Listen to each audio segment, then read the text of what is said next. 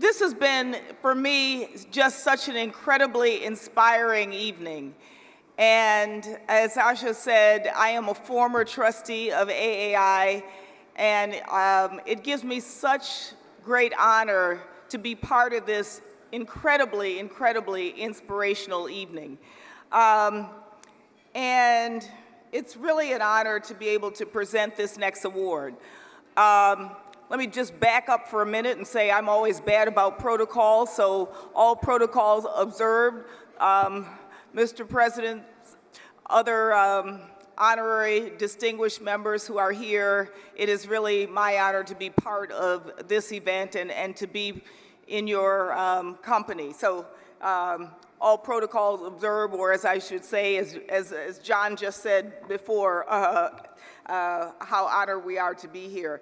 But it is my honor to present the AAI 2015 Corporate Responsibility Award to IBM for its incredible commitment to boosting the capacity of Africa's people and institutions through skills, technology, infrastructure, governance, and basic science and research.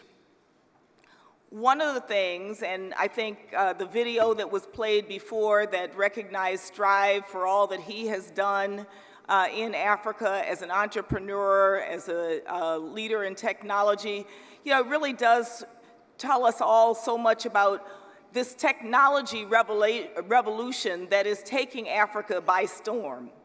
And in many ways, it is what is going to be, I think, most transformational about and for the continent of Africa. It's transforming Africa as we know it today. It is helping to build tech entrepreneurship, innovation hubs, all of these things that are on the rise and helping to promote economic growth and facilitating job creation in African countries all over. IBM has been a real leader in making this happen, working with partners throughout Africa to be part of this incredible revolution that is occurring. IBM has recognized this and is investing $60 million over a 3-year period to develop the next generation of technology entrepreneurs and technology talent in Africa. By expanding its Africa Technology Academy, an African university program, to over 20 countries in Africa, its professionals in Africa will gain advanced skills in so many important areas like analytics, the cloud, big data technology, which are crucial to African economic development and social progress. IBM's Philanthropy's Corporate Citizenship Initiative is reaching out and maximizing its potential on local communities by leveraging innovative solutions and strategies that tackle critical issues such as the environment, community economic development, health, education, and literacy in countries where it operates, and all the things that so many of us have been here over the last few days talking about the new sustainable development goals that the UN has just passed. And this is all part of how do we make Africa and the world more stable, more peaceful, and more economically sound. So, it is really wonderful what IBM is doing to be part of this whole revolution that is happening in Africa. So, I am so very, very pleased and proud to present AAI's 2015 Corporate Responsibility Award to IBM. And accepting this award on IBM's behalf is Jen Crozier, who is the Vice President of Global Citizenship Initiatives. So Jen, please come and accept this award on behalf of IBM. Well, thank you very much. And first, I want to begin by congratulating AAI, not just for the incredible evening that we've all shared here tonight, but for over 6 decades of hard work and accomplishments. As a company that's 104 years old, we know a little bit about the kind of hard work, passion, and innovation it takes to deliver value decade after decade after decade. And so my special congratulations to the board who has led this work, to Amini and her brilliant team who have put all of this together and who implement educational innovations over and over again. With over 60% of the youth in Africa unemployed, this is an imperative. We must tackle access to higher education. We must move beyond the current 6%. It is absolutely critical. This is the work AAI does every morning when they get up. It is great work, it is important work, and it means a great deal to us to be recognized by a group like this who's at the heart of it all. The promise and opportunities that are available in Africa are well known. Many businesses look to this continent for future growth. In the last decade, many non-natural resource companies have turned their sights to Africa and begun investing. We're pleased to say that our commitments began long before that. IBM set its first engagement in Africa in 1921. In 1963, during the apartheid era, IBM was supporting leadership development of Black South African leaders, and we supported through the National Urban League in the US.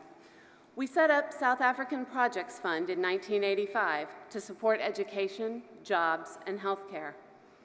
That legacy continues today.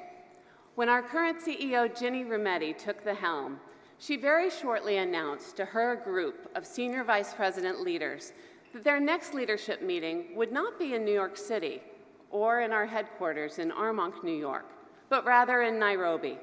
She packed them on the corporate jets and took them over so that they could see firsthand the talent, the innovation, and the promise of Africa and share her ambitions for what IBM could do there in decades to come.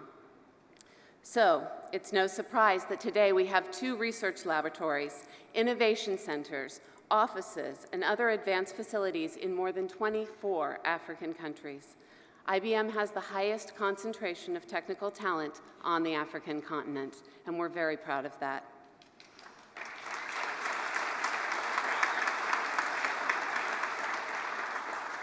It is not a coincidence because we see the continent not only as a place that has potential for its own growth, but as the place full of talent and solutions created in Africa by Africans that have the power to change the world. As we sit and watch the Sustainable Development Goals ratified this past week, we think about the challenges facing the planet from climate change, water and energy management, healthcare, affordable education, and the like. Those problems have solutions, and we believe that there is talent in Africa to help find the answers to that. But that talent has to be nurtured. That talent has to be supported and grown and given proper skills. And not just the skills of yesterday, but the skills of tomorrow. And that is why we are so committed to developing curriculum for 21st century skills, like analytics, like cloud, like thinking about cognitive computing and the future of technology. I'd like to thank my amazing colleagues from many African countries who run our business there. They are leading the development of talent in each of their home countries. In just one of our programs, we expect to develop 1,000 faculty members at 80 universities and certify 35,000 students with relevant industry skills over the next 2 years. We're opening a second research laboratory in South Africa to develop more local talent in the continent. If there's one thing that we learned in responding to the Ebola crisis, it was how important it is to have local researchers who focus on issues that affect their country, so we don't have to wait until Western citizens get affected by disease to start to fund it. I also want to thank the thousands of IBM volunteers who participate in programs mentoring, doing the Corporate Service Corps or the Smarter Cities Challenge, where we partner with the mayors of cities like Nairobi, Lagos, Durban, Cape Town, Johannesburg. Some of my colleagues who participated in Smarter Cities Challenge in Durban are here with me tonight, and I want to thank them for their service in helping to transform cities around the world. At IBM, we believe in the power of data. We believe in science. We believe in skills and innovation and what they can do to transform the world. I am honored to accept this award on behalf of IBM and to stand beside my fellow honorees and such tremendous leaders this evening. Thank you to AAI, and thank you to all of you. Good night.